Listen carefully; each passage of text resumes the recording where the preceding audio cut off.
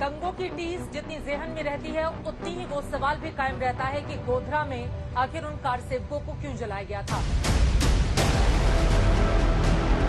मोदी जी को देंगे वोट। क्यों? उनका काम अच्छा है ना। किसकी सरकार बनती दिखाई दे रही है?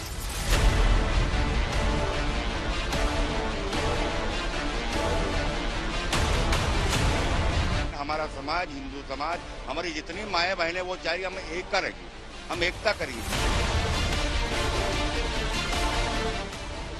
आप एक इलाके में जाएंगे वहाँ आपको विकास नजर आएगा, दूसरे इलाके में जाएगा विकास कुछ भी आपको नजर नहीं आएगा। हमारे को भाजपा सरकार में इतना गर्व है, ऐसे ही प्रचार करें तो इससे भी आ जाए। नमस्कार, रेडर बाइक रिपोर्टर में आप सभी का स्वागत है। आपके साथ मैं हूं चित्रा त्रिपाठी। गोधरा, ये वो धरा है जिसने 20 साल पहले सियासत की धुरी को पूरी तरह से बदलते देखा। गोधरा गुजरात की ये वो जमीन है जिसने अपने सपूतों को ट्रेन की बोगी के भीतर जलते देखा, जिसको याद करने पर आज भी शब्द काम जाते हैं। गोधरा ये वो सियासी जमीन है जिसने बीजेपी पार्टी को एक अलग ही विस्तार दिया पूरे के पूरे गुजरात में, जिसके बाद आज भी भगवा विरोधी पार्टियों के लिए उसकी काट खोज पाना काफी ज्यादा मुश्किल है। हम आ चुके हैं उसी गोधरा की धरती पर जहां के आज के 20 साल पहले अगर नजर डालें तो 59 लोगों को जलाकर ट्रेन की बोगी के भीतर मार दिया गया था, जिसके बाद पूरे के पूरे गुजरात में दंगे भड़के जिसने सैकड़ों लोगों की जान ले ली थी।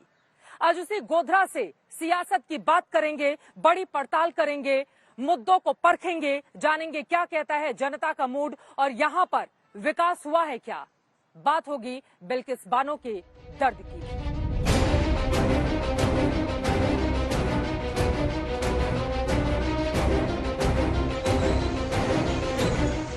गोधरा की गलियों से गुजरना अपने समय से 20 बरस पहले चले जाना होगा,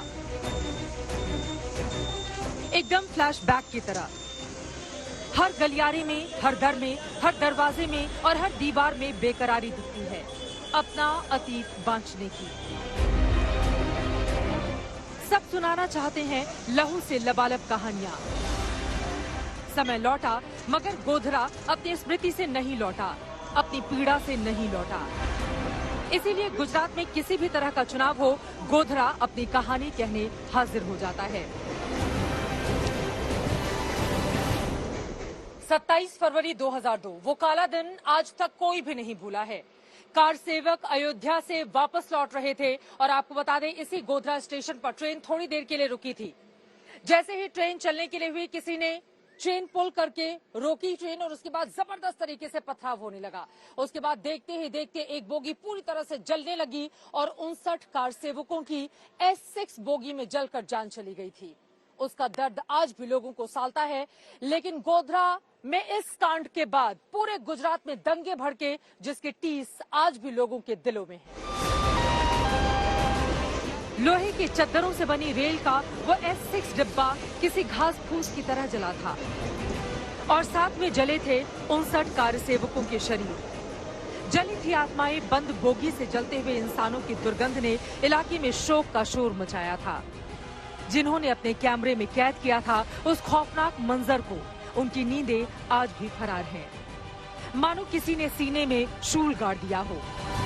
S6 बोगी जो जलाई गई थी उसके अंदर जब जली थी तब लोग कह रहे थे कि भाई एक डिब्बा जला है, लेकिन जब 4-5 बजे जब S6 बोगी जब ठंडी हुई, एक के बाद एक अंदर से लाश निकलना शुरू हुआ, तब पता चला कि ये 1-2 नहीं पूरी 58 लाश है जो कार सेवकों की थी।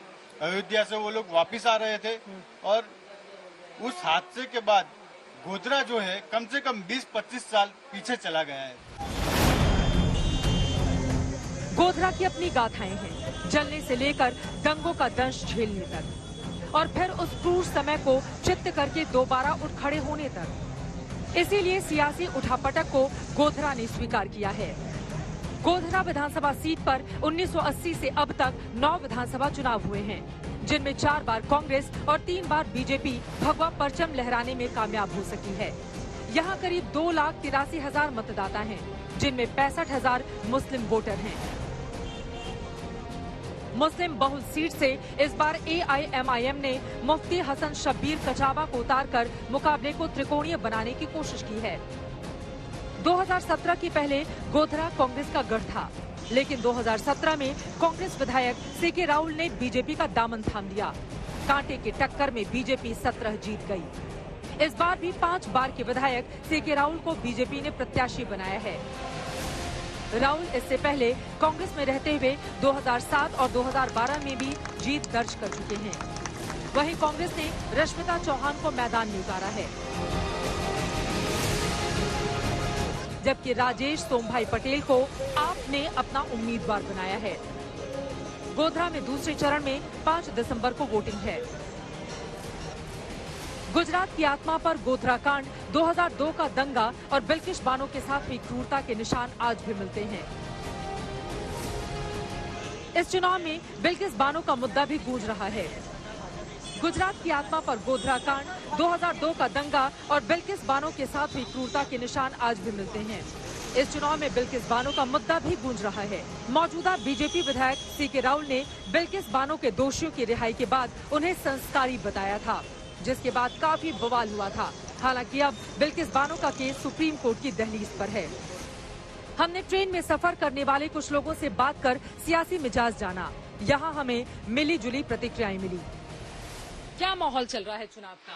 चुनाव का अच्छा माहौल चल रहा है। अच्छा माहौल चल रहा है। किसकी सरकार बनती दिखाई दे रही है? कांग्रेस की। कांग्रेस की। अच्छा काम किया है कांग्रेस ने। अच्छा काम। 2002 जो कुछ भी हुआ था इस रेलवे स्टेशन से, उससे आगे बढ़ चुका है गोधरा। अब थोड़ी तरक्की पकड़ी है, थोड़ी बाकी है अभी।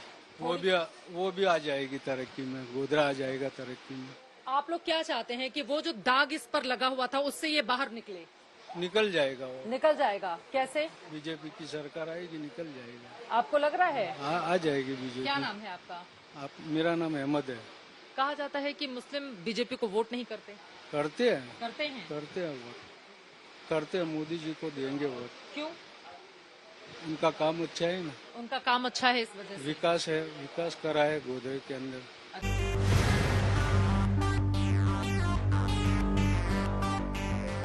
ट्रेन के बाद हमारी बाइक ने गोधरा की उन सड़कों और गलियों का रुख किया जहां से जमीनी हकीकत का पता चल पाए। गोधरा का क्या है सबसे बड़ा मुद्दा? गोधरा का मुद्दा घर नारा है हमारा, मेन रोड है हमारे। आप 2 विस्तार है यहाँ पर, नॉन मुस्लिम मुस्लिम अलग अलग है। आप एक इलाके में जाएंगे वहाँ आपको विकास नजर आएगा, दूसरे इलाके में जाओगे विकास कुछ भी आपको नजर नहीं आएगा। 2 इलाकों में बटा हुआ है, कहाँ विकास है कहाँ विकास नहीं है। नहीं, आप खुद ही देख लीजिए। मतलब आप क्या कहना चाहते हैं, जो हिंदू बहुल एरिया है वहाँ डेवलपमेंट हुआ है, मुस्लिम बहुल इलाके में डेवलपमेंट नहीं हुआ है, आप ये कहना चाहते हैं? हाँ, कुछ भी नहीं हुआ हमारे वहाँ। पश्चिम विस्तार में कुछ भी विकास नहीं हुआ है। तो इसके जरिए बीजेपी क्या संदेश देने की कोशिश करती है? बीजेपी एक ही संदेश है कि हिंदू अलग हो जाए और मुसलमान अलग हो जाए। उससे क्या होगा? उससे बंटवारा हो रहा है, लेकिन हमारे लोगों में ये नहीं होने वाला है। लोग सुधर गए, हर समाज का लोग सुधर गए कि बीजेपी लड़ा रही है। आपको लग रहा है कि इंटैक्ट हो जाएगा, वोट एक जगह पड़ेगा या वोट बढ़ जाएगा तो बीजेपी फायदे में रहती है, इस तरह की उम्मीद करते हैं वो लोग? मैडम, इस बार इंशाल्लाह वोट नहीं बटेगा, क्योंकि यहाँ के जो लोग हैं, जो हिंदू हो या मुसलमान हो, उनको डेवलपमेंट पे काम जो होना था वो नहीं किए यहाँ के जो पहले के विधायक है। इसलिए वोट नहीं बटेगा, या जो हिंदू मुसलमान कर रहे वो भी नहीं चलेगा। सबका साथ सबका विकास सबका विश्वास नहीं है। नहीं। क्यों लगता है ऐसा? वो कहते हैं कि हम अनाज मुफ्त में दे रहे हैं, वो हिंदू को भी मिल रहा है, गरीबों को भी मिल रहा है। आयुष्मान भारत योजना का कार्ड गरीबों को भी मिल रहा है, हिंदू मुसलमानों को सबको मिल रहा है। मैडम, ये जो आपने बात की कि मतलब सबको मिल रहा है, तो ये तो भारत का नागरिक है, मिलेगा ही। इसमें हिंदू मुस्लिम कहाँ से आया? अगर हिंदू को मिलता है तो मुसलमान को भी मिलता है, इसमें कोई नहीं। वो अगर बीजेपी की सरकार होगी, कांग्रेस की सरकार होगी, किसी की भी सरकार होगी, सर ये तो मिलेगा ही मिलेगा। यहाँ पर मुस्लिम बहुल आबादी ज्यादा है, मुस्लिम बहुल इलाका ज्यादा है। तो आप ये कह रहे हैं कि यहाँ पर विकास नहीं हुआ है और दूसरी तरफ विकास हो रहा है। यहाँ पर गड्ढे भी मैं देख रही हूँ, कुछ पाइप लगाने का काम तो चल रहा है। दूसरी तरफ विकास भी वो कुछ ही इलाकों में हुआ है। वो ST SC जो लोग देहात है वहाँ भी विकास नहीं हुआ है। यानी पूरी तरह से देखा जाए तो बीजेपी अल्पसंख्यकों को हैरान कर रही है। अल्पसंख्यकों को हैरान करे? क्यों? बीजेपी को नहीं वोट चाहिए अल्पसंख्यकों? नहीं, वो सीधा तो बोलते हैं हमको मुस्लिम वोट नहीं चाहिए, कई मर्तबा ऑन रिकॉर्ड बोल चुके हैं वो लोग। क्यों बोलते हैं वो लोग ऐसा कि नहीं चाहिए वोट? वो धर्म की राजनीति कर रहे हैं ना, वो दिखलाना चाहते कि देखो हम मुसलमान नहीं चाहते। वो इस तरह धर्म की राजनीति करके दूसरे समाज के, OBC समाज के वोट खींचते हैं। अब हम गोधरा के दूसरे हिस्से में थे। यहाँ रिहायशी इलाकों में लगे कूड़े के ढेर से जनता त्रस्त दिखी। 6 महीने से ये उखाड़ा खड़ा है, मर देख लो। 6 महीने से कूड़ा पड़ा 6 महीने से उखाड़ा है, हटाते नहीं है कोई। जब से मीम वाले में नगर पालिका में हमने बैठ के 6-7 सीट दिलवाई, तब भी हमारा काम नहीं होता है। आप देख लीजिए अपने आंखें के तो ये किसकी जिम्मेदारी है? ये तो नगर पालिका की जिम्मेदारी है ना। किसकी जिम्मेदारी है? मैडम यहाँ मीम आए, कांग्रेस आए, भाजपा है, कोई भी पार्टी आए, मुस्लिम के इलाके में कोई कुछ काम नहीं करवाता। तो कैसे होगा काम फिर आप लोगों का? करते ही नहीं है, करते ही नहीं है। परिवर्तन कौन लाएगा? परिवर्तन कांग्रेस ही ला सकती है। कांग्रेस लेकर आ सकती है जी। कांग्रेस से विधायक इतने सालों से थे, बाद में वो बीजेपी में चले गए, लेकिन कूड़े का ढेर तो लंबे समय से पड़ा हुआ है ना। कौन करेगा? ये सब ये कौन कर रहा है? नगर पालिका वाले कर रहे हैं। ये हमने, तुम बोल रहे अभी के इसकी कौन करा रहे हैं, हमने ये नक्की किया था, पूरे पुलन बाजार के आदमी ने सबने नक्की किया था। आज ये नहीं हटेगा तो पूरा ये रास्ता बंद कर देंगे, इसलिए आए हैं सब लोग। धमकी के बाद फिर यहाँ पर साफ सफाई शुरू हुई है। यहाँ पर आप देखेंगे किस तरह से सीटें लगा दी गई हैं। लोग काफी गुस्से में हैं और उनका ये कहना है कि कोई भी चेहरा आए चाहे जाए, लेकिन यहाँ पर तस्वीर और तकदीर लोगों की नहीं बदलती है। अब हमने चुनावी समर में उतरे प्रत्याशियों से उनके हौसलों के बारे में पूछा।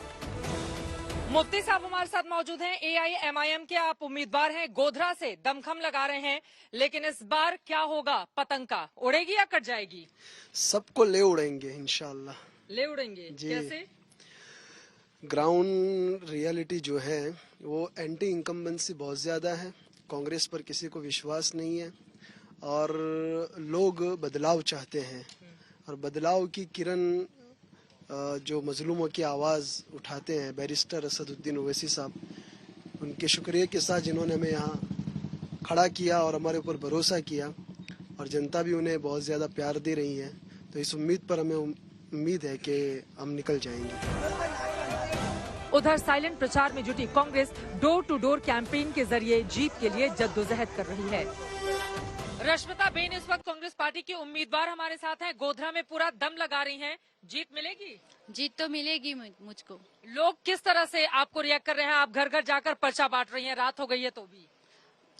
महंगाई बहुत बढ़ गई है ना, बेरोजगारी है, महिलाओं की सुरक्षा, उस मुद्दे को लेकर मैं उस मुद्दे को लेकर आप चल रही हैं। यहाँ पर मैं देख रही हूँ आपकी फोटो है, फिर आपके पति की भी फोटो है। जिताने में लगे हुए हैं आपके पति? तो जिताने के लिए ही लगे हुए हैं ना। लगे हुए हैं पूरे। हाँ। तो दोनों लोगों के नाम पर वोट मांगा जा रहा है या फिर कांग्रेस के हाथ के? कांग्रेस के हाथ की। जबकि मौजूदा बीजेपी विधायक के अपने दावे हैं। कई बार के विधायक हैं, इतने वरिष्ठ नेता हैं। कौन से ऐसे मुद्दे हैं जिसके आधार पर आपको यहाँ पर एक बार फिर से जनता चुनेगी? ये हमारे गोधरा में LC4 यानी कि शेरा भागुड़ फाटक, ये ट्रैफिक के बारे में बहुत दिक्कत थी और दिक्कत हटाने के लिए राज्य सरकार ने और केंद्र सरकार के मिलके 16 करोड़ 65 लाख रुपीस का वो अंडरब्रिज का निर्माण करने के लिए बजट में अमाउंट दे दी है। उनका टेंडर भी निकल गया है, शॉर्ट टाइम में वो भी काम होगा। तो लोग शिकायत करते हैं, 2007 से आप गोधरा से विधायक हैं, उसके पहले भी आप 2 बार रह चुके हैं, कि जो मुस्लिम बहुल एरिया है वहां पर कामकाज उस तरह से नहीं हुआ है जितना कि हिंदू बहुल एरिया में हुआ है। तो ऐसा है क्या? नहीं, ऐसा नहीं है। जब हम दूसरे पार्टी में थे तो भी हमारा जो सरकार से ग्रांट मिलती थी, ये दोनों विस्तार में हम सही ढंग से डिस्ट्रीब्यूटेड करते थे। ऐसी कोई बात नहीं है कि इस एक इलाका में हम उसका डेवलपमेंट हुआ, दूसरा इलाका में डेवलपमेंट नहीं है, ऐसा हम कभी नहीं मानते। रात बढ़ रही थी लेकिन बीजेपी कार्यकर्ता अपने मिशन पर थे। कई मुस्लिम मतदाता भी खुलकर बीजेपी के पक्ष में बोलते दिखे। शांति है गोधरा में, क्योंकि गोधरा पर एक दाग भी है 2002 का। जी जरूर शांति है। 2002 के बाद एक भी बार पूरे गोधरा में नहीं, पूरे गुजरात में एक भी बार कर्फ्यू नहीं लगा हुआ है। अच्छा, कभी गोधरा जो है हर साल ये राइटिंग होता था, हर साल यहाँ गुजरात में होता था, लेकिन जब से भारतीय जनता पार्टी की सरकार आई है तो सब कर्फ्यू मुक्त सरकार है। और सरकार तो 1995 से है भाजपा की। हाँ, तब से कर्फ्यू मुक्त है? नहीं, 2002 के दंगों के बाद। 2002 के दंगों के बाद एक भी बार गोधरा में धमाल नहीं हुई। कानून व्यवस्था बहुत ही अच्छी है मैडम। आप खुद देख सकते हैं कि गुजरात के अंदर किसी भी वक्त, चाहे रात हो देर रात हो, तो किसी भी स्त्री निकलने में डरती नहीं है। कहा जाता है कि जो मुस्लिम समुदाय है वो बीजेपी को वोट नहीं करता है या बहुत कम करता है? करता है, इस बार तो ज्यादा करेंगे। क्यों? बस बापू ने विकास किया है तो। बापू के उनके विकास को देखकर वोट होगा या उधर मोदी जी का चेहरा उनको देख? बापू कोई भी देखेंगे और मोदी साहब को भी देखेंगे, वोट करेंगे बीजेपी को, वोट और जीतेंगे ही। जंगी सरकार बनेगी हमारी भाजपा की। दावे और वादे सुनने के बाद हम इस नतीजे पर पहुंचे कि गोधरा में इस बार की जीत हार गुजरात ही नहीं पूरे देश की सियासत में एक बड़ा संदेश देने वाली है। गोधरा के दामन पर अगर दाग है तो आंखों में इस वक्त बहुत सारी उम्मीदें भी, उम्मीदें विकास की, उम्मीदें रोजगार की, उम्मीदें इस बात की कि यहाँ के बच्चे भी अच्छा करें, तेज रफ्तार से वो आगे बढ़ें। लेकिन जब आप इस हिस्से में आएंगे तो एक हिस्सा पूरी तरह से चमकता नजर आता है, जबकि दूसरे हिस्से में मायूसी दिखाई देती है। लोग आरोप लगाते हैं कि यहाँ पर भेदभाव होता है, लेकिन क्या ऐसा सही है? क्योंकि सीके राहुल जी, आपको बताते चले, 5 बार के विधायक और 2007 से लगातार चुनाव जीत रहे हैं। पहले कांग्रेसी थे, अब भाजपाई।